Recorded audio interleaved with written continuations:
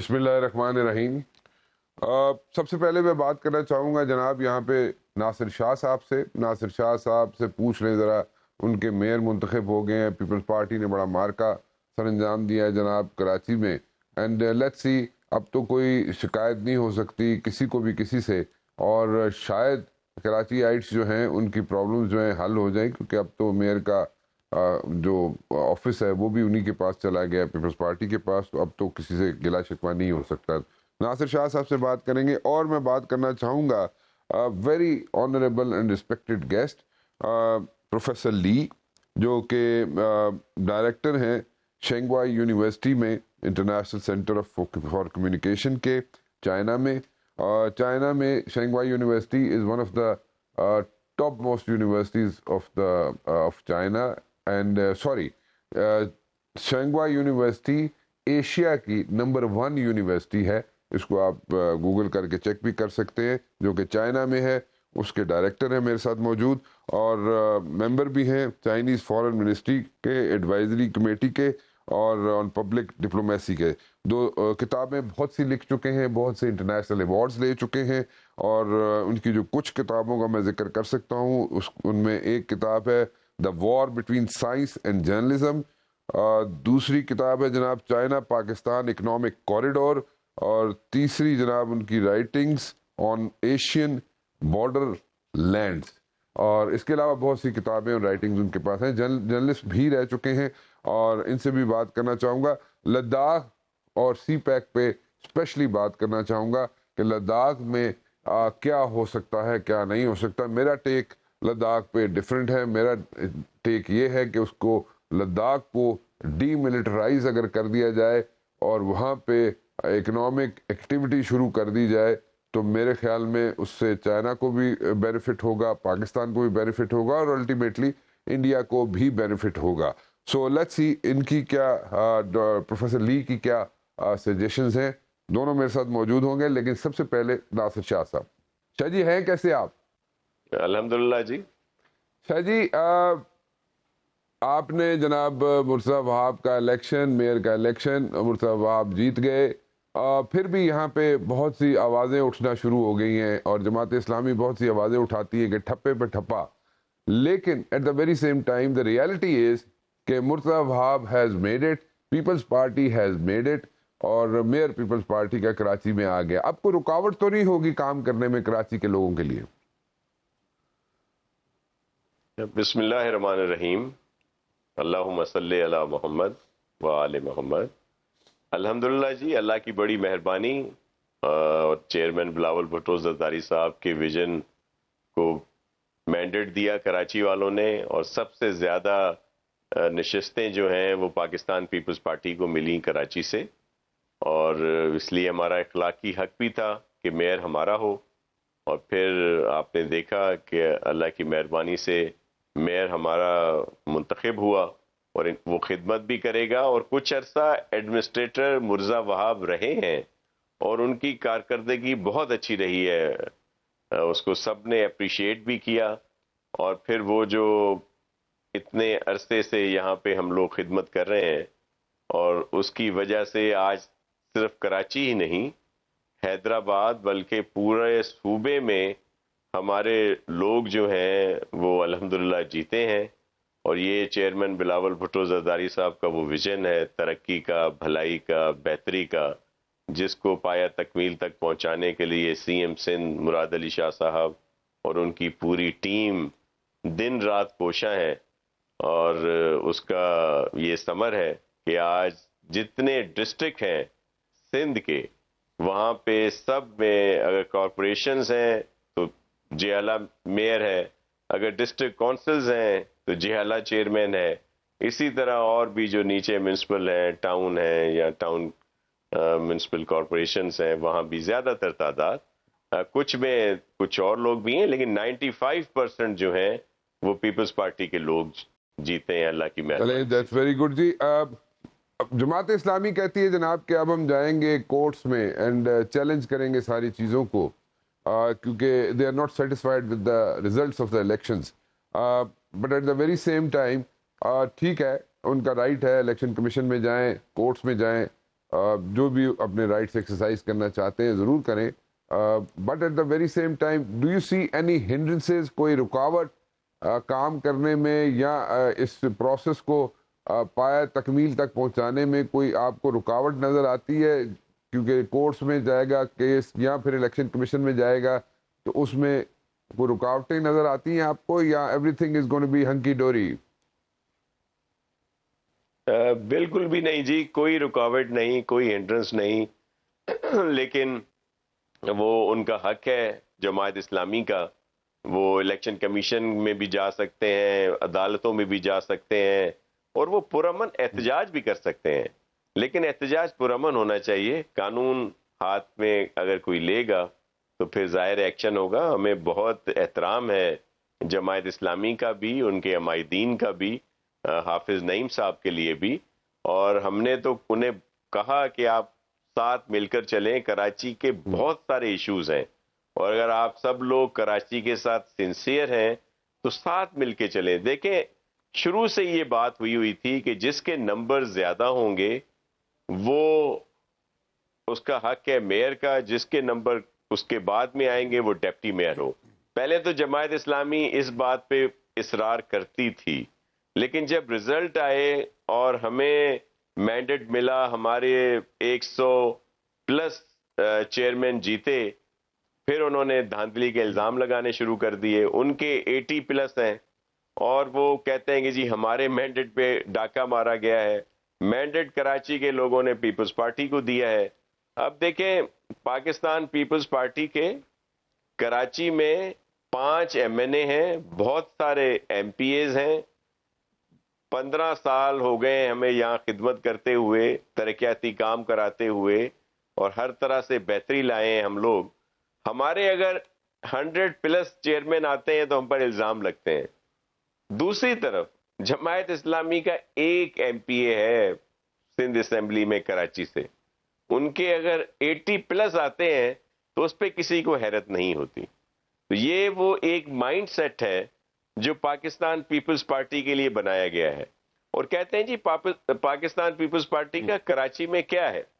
آپ یاد کریں 1970 میں کراچی میں جنرل الیکشن میں سب سے زیادہ ووٹ پاکستان پیپلز پارٹی کو ملے تھے, اور یہاں پہ جو 16 نشستیں تھیں MPA کی, اس میں سے 9 پہ کامیاب ہوئی تھی کیونکہ انہوں نے بندے ہی 12 کھڑے کیے تھے. اور پھر یہ جو میئرشپ ہے 79 میں ہمارے 3 ووٹ جو ہیں ریجیکٹ کر کے میئر ہمارا بننے نہیں دیا گیا, لیکن ڈپٹی میئر ہمارے بن گئے تھے اس وقت بھی, کیونکہ ان کے ووٹ ریجیکٹ نہیں کیے گئے. میئر کیونکہ ہمیں دینا نہیں تھا. یہ 79 کی بات بتا رہا ہوں آپ کو. اور پھر آپ نے دیکھا کہ بہت سارے پھر چیزوں کو بنایا گیا, کوشش کی گئی کہ پاکستان پیپلز پارٹی کو کرٹیل کیا جائے, اور بہت ساری مشکلات پیدا کی گئیں. لیکن یہ کراچی والوں نے مینڈیٹ دیا ہے اور پورے صوبے میں دیا ہے, تو اس کو ماننا چاہیے جماعت اسلامی کو. دیکھیں وہ کیا کہتے ہیں, وہ کہتے ہیں کہ جی ہمارے وہ جو ریزرو سیٹ کے بعد اور سب ملا کے وہ کہہ رہے ہیں جی ہمارے تھے 130 اور کچھ, اور پھر جو PTI جنہوں نے ہم سے الحاق کیا ان کے 63 تھے یا 62, وہ اگر ملاتے ہیں تو جی ہمارے 193 ہیں, اور آپ کے 173 ہیں, آپ کے اور مسلم لیگ N کے کچھ ہیں یا JUIF کے کچھ ہیں. تو جی اس لیے ہمیں, حالانکہ 9 مئی کے بعد جو PTI میں آپ نے دیکھ لیا کہ جو ان کا طرز سیاست تھا, جو خان صاحب نے ایک زہر بھرا ہوا تھا نوجوانوں کے ذہن میں, لوگوں میں, ہماری جو بچیاں ہیں, خواتین ہیں, بہنیں ہیں, ان کے ذہن میں جس طرح کا انہوں نے زہر اور ایک انتہا پسندی, بدتمیزی, بد تہذیبی کی سیاست کا انہوں نے یہاں پہ جو ایک بیج بویا, اس کا شاخسانہ دیکھا آپ نے کہ 9 مئی کو جنا ہاؤس, JHQ اور بہت ساری جگہوں پہ جو توڑ پھوڑ ہوئی یا جو کچھ بھی ہوا, اس کے بعد بہت سے لوگوں نے ان سے علیحدگی اختیار کی. آپ نے دیکھا کہ جن کو انہوں نے گورنر بنایا, جن کو چیف منسٹر بنایا, جو فیڈرل منسٹر تھے, جو ان کے بہت قریبی رہے ہیں, وہ بھی ان کو چھوڑ چکے. تو یہ جو UC چیئرمین ہیں جو اپنے علاقے میں گلی محلے کی خدمت کرنے کے لیے آئے میدان میں، الیکٹ ہوئے، تو وہ ان کی اس طرز سیاست سے نالاں ہیں. انہوں نے پھر یہ جو مقامی تنظیم تھی جنہوں نے شروع میں فیصلہ کیا کہ جی ہم جماعت اسلامی کے ساتھ پیکٹ کرتے ہیں، اس کو انہوں نے نہیں مانا، کیونکہ فیلڈ میں ان کے اور جماعت اسلامی کے سخت مقابلے ہوئے، ایک دوسرے پر کیسز ہیں ان کے، اور پھر ان سے کوئی مشاورت نہیں کی گئی. پھر حافظ نعیم صاحب میئر شپ کے شوق میں زمان پاک بھی پہنچ گئے، اور وہاں بھی جا کے انہوں نے سیلفیاں کھچوائیں اور وہاں سے اعلانات ہوئے، جس کو ان کے لوگوں نے نہیں مانا. اب 9 مئی کا واقعہ کیا پاکستان پیپلز پارٹی نے صرف کراچی کے میئر کے لیے کیا کہ مرزا وہاب جیت کے آئیں گے اور اس لیے جی 9 مئی کا؟ یہ صرف الزامات ہیں. اور اس وقت ان کے اگر لوگوں نے، انہوں نے ہمیں بھی ووٹ نہیں دیا، ہم نے بھی ان سے رابطہ کرنے کی کوشش کی، انہوں نے کہا جی نہیں ہم اس پروسیس کا حصہ نہیں بنیں گے، ہم اپنی یوسیز تک وہ جو سلسلہ ہے اسی میں رہیں گے. اور وہ میئر میں کسی کو بھی انہوں نے ووٹ نہیں دیا. ٹاؤن چیئرمین کے لیے انہوں نے، ان کے لوگ بھی جیتے ہیں، انہوں نے وہاں پہ اپنا ووٹ استعمال کیا ہے. یہ جو الزام لگائے جا رہے ہیں کہ جی ان کو اغوا کر لیا گیا، ان کو جیلوں میں بند کر دیا گیا، ایسا بالکل نہیں ہے. جو جیل میں تھے، جو اس وقت کیسز میں یا جو گرفتار ہوئے، ان کو ہم نے وہاں پہنچایا. اگر ایسی بات ہوتی تو ہم ان کو وہاں پہ نہ پہنچاتے. اور دوسری ایک اور بات بھی کہ جو لوگ جو تھے جیلوں میں، جو پابند سلاسل ہیں، جن پر کیسز ہیں 9 مئی کے سلسلے میں، انہوں نے ووٹ جماعت اسلامی کو کیا. جب وہ جیل میں تھے، ہمارے پاس تھے، سندھ حکومت کے پاس ہے یہ جہاں کی جیلیں، تو ہم کیا وہاں پہ ان کو پریشرائز نہیں کر سکتے تھے؟ لیکن ایسا ہے نہیں. ہماری پالیٹکس سیدھی ہے، ہم کسی کو پریشر نہیں کرتے. جو جس کا فیصلہ ہو اس کو یہ اپنا حق راہ دہی استعمال کرنے کا حق ہے.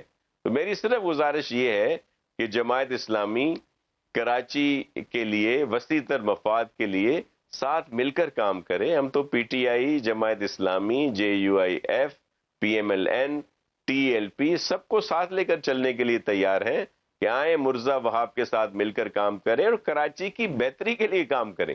اور اللہ نے یہ موقع دیا ہے، اور ان اداروں کو ہم نے با اختیار کیا ہے. اس الیکشن سے پہلے ہی جب پتہ نہیں تھا، آپ کے علم میں ہے کہ جماعت اسلامی کو تو اتنی سیٹیں صرف اس وجہ سے ملی کہ MQM کا بائیکاٹ تھا.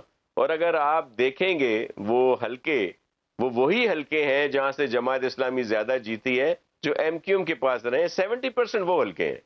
تو یہ تو ان کو اس وجہ سے آگے، لیکن اس وقت کوئی پتہ نہیں تھا کہ بھئی MQM کا میئر آئے گا، پیپلز پارٹی کا آئے گا، جماعت اسلامی کا آئے گا، PTI کا آئے گا. آپ نے دیکھا کہ کس طرح RTS کے تھرو تو جتوا دیا گیا تھا PTI کو ہر جگہ سے. اور جب یہ الیکشن ہو رہے تھے اس وقت تو PTI کی وفاقی حکومت بھی تھی. اور جو فرسٹ فیز تھا، جب یہاں پہ الیکشنز ہوئے ہیں سندھ میں جب شروع ہوئے، لیکن ان اداروں کو با اختیار کیا گیا. میئر جس کا بھی ہو اس کو اختیارات دیں گے. یہ میرے چیئرمین بلاول بھٹو زرداری صاحب کا وعدہ تھا، اور اس پر ہم نے عمل کیا ہے اور ان اداروں کو با اختیار کیا ہے. آئیں، یہ با اختیار ادارے ہیں. PFC ہم نے بنایا ہے، آ کر کراچی کے مسائل کو حل کریں. Shah ji, who is going to be the next sir deputy mayor, نائب میئر کون ہو سکتا ہے؟ کس کی طرف آپ جائیں گے؟ دیکھیں، ابھی تو ہمارے ہوئے ہیں نا، الیکٹ ہوئے ہیں سلمان عبداللہ مراد صاحب یہاں پہ ہمارے ڈپٹی میئر منتخب ہوئے ہیں. لیکن میں اب بھی کہتا ہوں کہ اب بھی اگر سب مل کر ساتھ چلنے کی بات کریں گے تو آپ کے علم میں ہے کہ پریزیڈنٹ آصف علی زرداری صاحب، چیئرمین بلاول صاحب، ادی فریال ٹالپور صاحبہ، یا ہماری جو سینئر لیڈرشپ ہے وہ وسیع القلبی ہے. ان میں اگر بات ہوگی تو کراچی کے مفاد میں ہم اب بھی ڈپٹی میئر جو ہے جماعت اسلامی کا لے سکتے ہیں. امکانات ہیں، اس کو یکسر وہ نہیں کیا جا سکتا کہ جی بالکل ہی اب ممکن نہیں ہے. ہم یہ قربانی دینے کے لیے تیار ہیں کہ آئے ساتھ مل کر چلتے ہیں. ڈپٹی میئر آپ can be from Jamaat Islami, deputy mayor Jamaat Islami کا ہو سکتا ہے. جی، اور ہم آپ نے ویلکم کریں گے اور ہم پوری کوشش کریں گے. اس کو آپ فارگو کر سکتے ہیں، چھوڑ سکتے ہیں. جی بالکل، کراچی کی بہتری کے لیے ہم اس پہ سوچا جا سکتا ہے. ظاہر ہے میں فیصلہ کرنے والا تو نہیں ہوں، فیصلہ لیڈرشپ کرے گی. لیکن مجھے پوری امید ہے کہ کراچی کی بہتری کے لیے لیڈرشپ اس بات پہ آمادہ ہوگی اور ہمیں اجازت ملے گی کہ ہم ایسا کریں اور ہم ایسا کر سکتے ہیں. Thank you very much for talking to me جی, بہت بہت شکریہ آپ کا. اور ناصر شاہ صاحب کہہ رہے ہیں جناب کہ ڈپٹی میئر کی جو سیٹ ہے وہ خالی کی جا سکتی ہے اور جماعت اسلامی کو آفر کی جا سکتی ہے کہ جماعت اسلامی ڈپٹی میئر کی سیٹ جو ہے وہ اویل کر لے. بٹ بڑا کلیئرٹی کے ساتھ انہوں نے سارا سینیریو جو ہے, مرتضیٰ وہاب میئر الیکٹ ہوئے, کیسے ہوئے, کس طریقے سے ہوئے, کیا وہاں پہ سینیریو بنا, کیا وہاں پہ طریقہ کار تھا, اور اب بھی وہاں پہ کمپرومائز کرنے کے لیے پیپلز پارٹی تیار ہے اور ڈپٹی میئر کی سیٹ دینے کے لیے تیار ہے. ایک چھوٹی سی بریک, اور بریک کے بعد واپس آتے ہیں جی. Once the Chinese president advised one of the big guys over here in Pakistan who was sitting in the corridors of power, and the advice was that we should like economically concentrate on the economy, and economically we should be strong, and then look into our issues which are like with India, and they gave the example of Taiwan as well, and they said that we made ourselves economically so viable and strong, and we kept the Taiwan issue at the back burner, and once we were like economically strong, everyone took us like seriously, and then we sorted out the Taiwan issue. So the same advice goes for Pakistan. So anyways, I have a very honorable guest with me today. I would say that intellectually he is so sound that if I start giving his resume, I think the entire program will finish over here. So I will not go into that, but definitely you can like look into it. Professor Lee, who is like a scholar, and he's like written so many books, and his recent book was The War Between Science and Journalism. Not the recent one, but in 2017 he wrote a book between the war between science and journalism. Then another book came up, that is China-Pakistan Economic Corridor, which we are very much interested in. And then the third one was Writing on Asian Borderlands. Excellent. And he has got like so many international and national awards. He has received Qaid-e-Azam Prize awarded by President of Pakistan, and internationally he is internationally known for teaching a course, Writing Caravan on Silk Road, for over 20 years, and which has named Tsinghua University as one of the most challenging courses of, I would say, in the university. So he is also a director, and he is like he's got like so many titles. I cannot go into details. So anyways, it's a pleasure to have you on my show, because as I said, if I go into your resume, the time for the show will finish, you know. You're talking about civilizations, and there's a Chinese book over here as well. I'm sure it will be translated in the days to come, and because it's in Chinese language. It's like inter-civilization dialogue on Karachi, right? Inter-civilization dialogue across Karachi. Oh, actually, please excuse me that. And what about this One Belt Initiative, One Belt, One Road Initiative? What do you say about this one? Is this like going to be a regional changer over here, or is it going to be a world changer over here? What is it going to be like? Belt and Road, Silk Road. One Belt means the economic belt of Central Asia, and the One Road is the 21st Maritime Silk Road. It is, in my understanding, it's a great shift of economic power from Pacific and Atlantic to South Asia and Eurasia land. If we look at the map we will see the economic belt, which goes from China, then it branches into two routes. One route goes through Central Asia, through Russia, to Germany and other countries in Europe. And the other route goes through Kashgar of Xinjiang, over Karachi Mountain to Pakistan and Gwadar, then through Arabia Sea to Arab world, to Iran and African countries. So this is important because countries in this land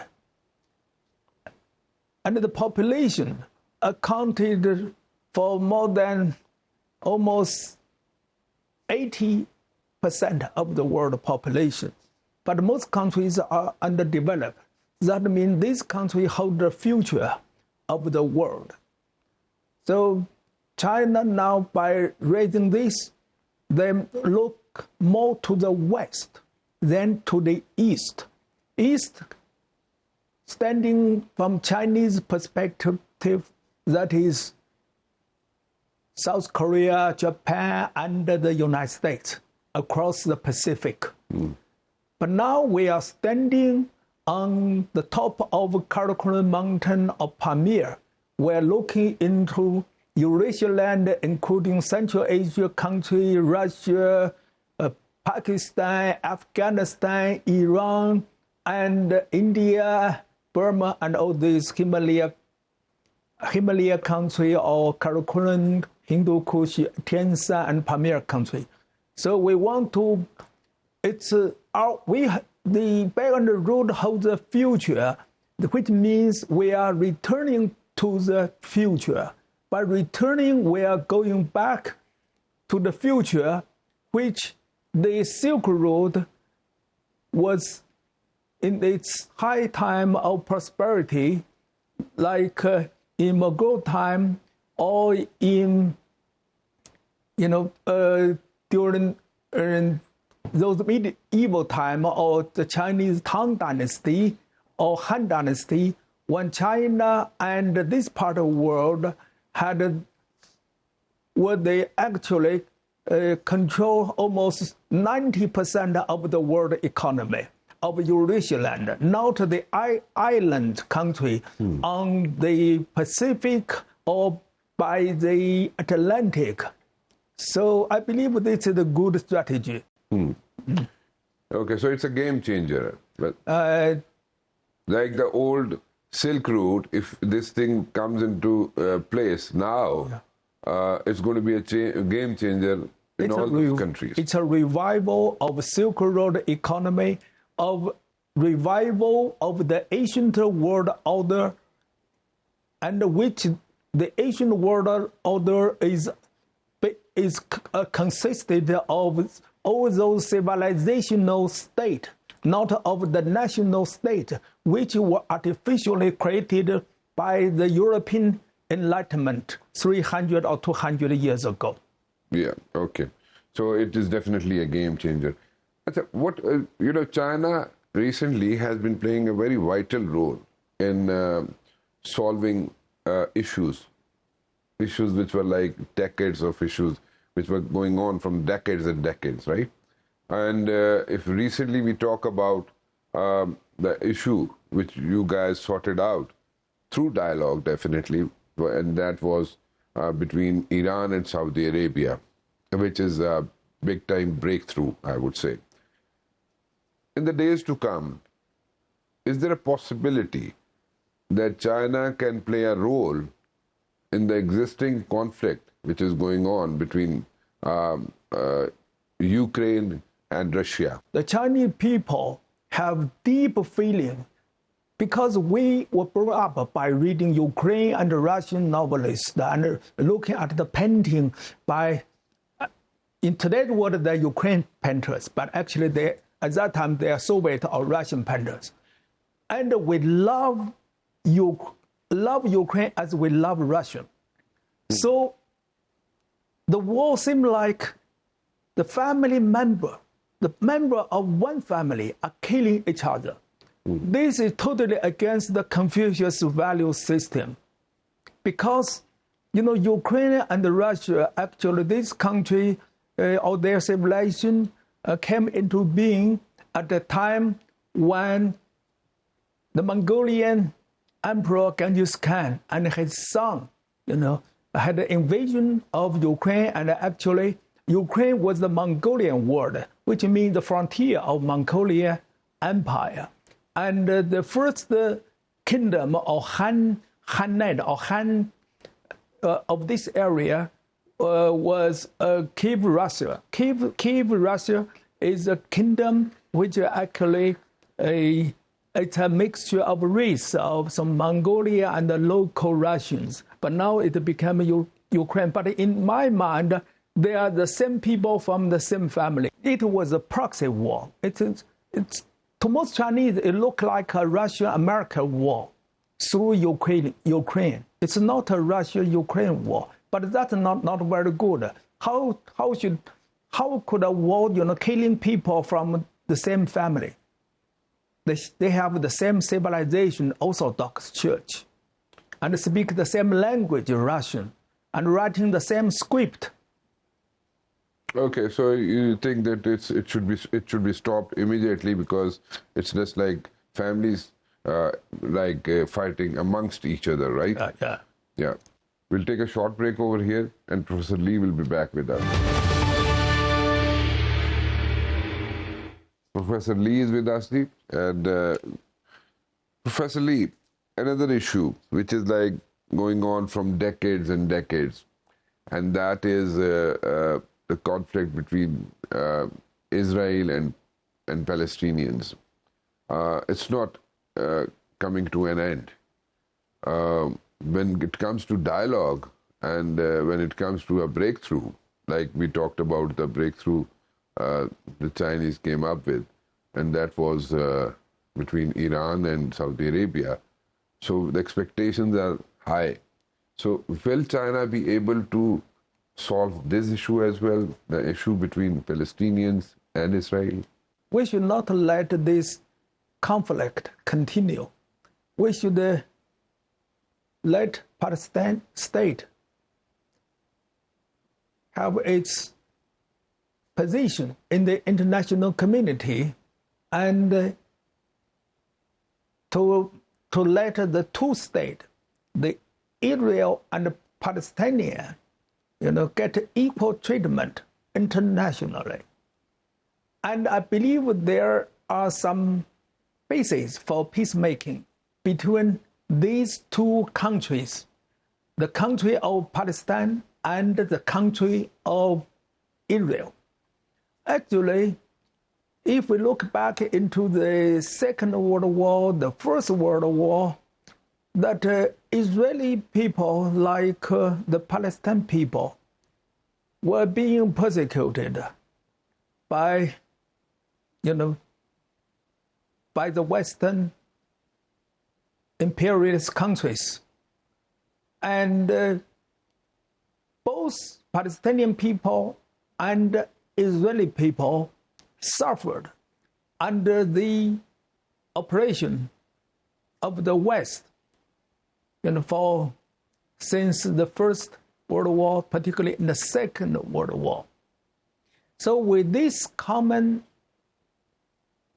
history of being oppressed by the West, so the Israeli and the Palestinian people should have a common understanding that we are brothers. Actually, Israeli people and Palestinian people are brothers. I don't want to see any brothers and sisters being killed by brothers and sisters. So this is happening in Palestinian and in the conflict of Israel and Palestinian. And this is against human beings. This is anti-mankind. This should be stopped. And China, the only the crucial element, or if we have only key element in Chinese value system, is 和, He, 和, which is written repeatedly in Chinese classics of Confucianism. 和 means salam. In Islam, the Muslim every day say salam more than 50 times a day. And if you look at the Chinese foreign policy and the speech by Chinese leaders, if we use salam replacing the word 和, Chinese leader almost in every speech about foreign policy is salam. So I believe that the Muslim world and the Chinese world, they have this shared value of peace, which means peace, or 和, or salam. I believe that Palestinian people and its government would accept China as not as a representative, but on its behalf to persuade Israel to accept a peacemaking proposal which could be accepted by both sides. So you want Israel to come up with a proposal? No, I mean to have a proposal which could be accepted by both sides. How do you see this? Dialogue is an art. Basically, it's an art. And making the dialogues work is also needs too much of one has to use a lot of gray to make the dialogue work. But at the very same time, if we talk about dialogues, we have a standing issue with Kashmir. And because you are expert in dialogues and so basically if we talk about Kashmir, the dialogues, with the dialogues or without the dialogues, this issue has not been sorted out. And it's been decades and decades now. So China has always stood by Pakistan when it comes to Kashmir. But unfortunately, the history is that we stand by the Palestinians. We have always stood by the Palestinians. But Yasser Arafat, unfortunately, for one reason or the other, has never ever, or in his lifetime, never ever came up with a statement in favor of Kashmir. So this is this happens. Anyways, he was a big leader. But then again, we have an issue, coming back to the same point again. We have an issue. We have tried to sort out this Kashmir issue by dialogue or without dialogue, but it has not worked as such. So do you think that we should go back to the Chinese president's advice, which was that we should concentrate on our economy first? We should make ourselves viable again for the international community. When it comes to economically, we should be strong first, and we should keep this issue, the Kashmir issue, pending for a while, like you guys did for when it came to Taiwan. Or you have other suggestion for us? Yes, that's a good question.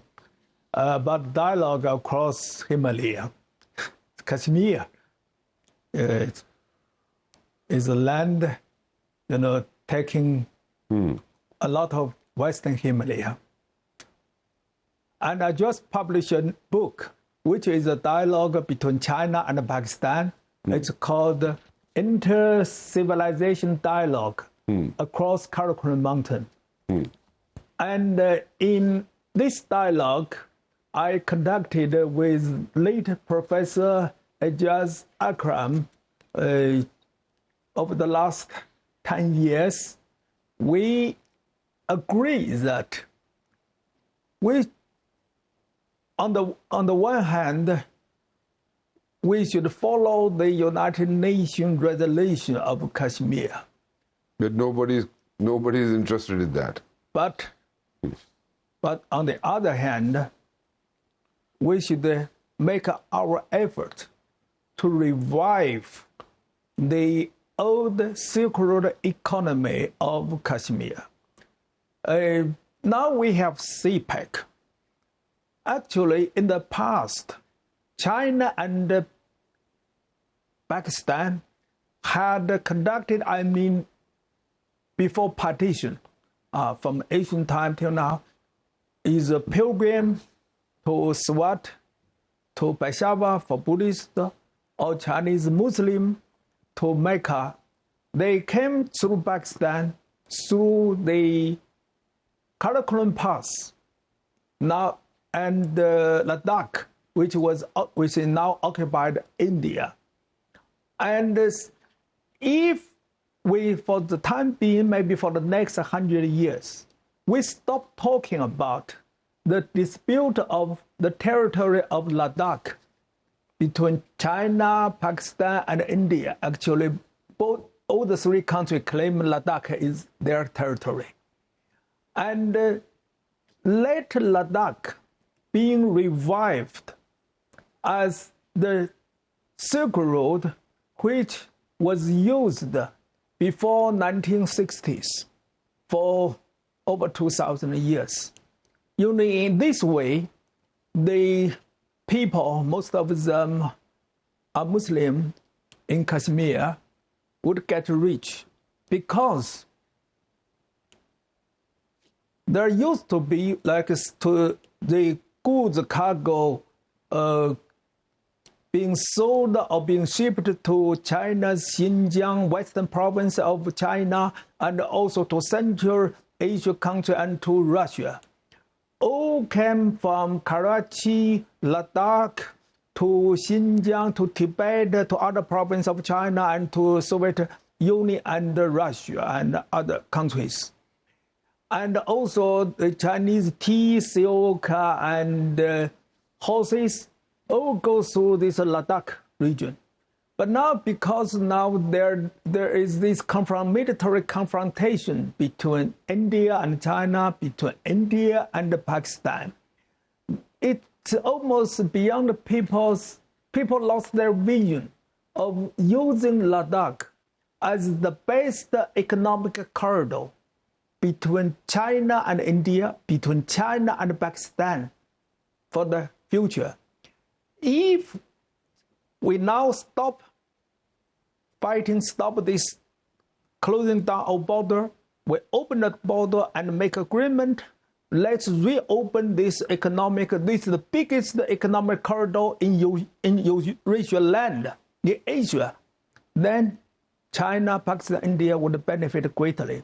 So when people get rich, they really don't care about the border issue, the distribution of land, because people get rich, and people not only economically integrated like a family, but culturally and in value, and they would admire each other. They would not hate each other. Yeah, so it's a good suggestion, I must say, and because wherever there is a financial bond, things do work out.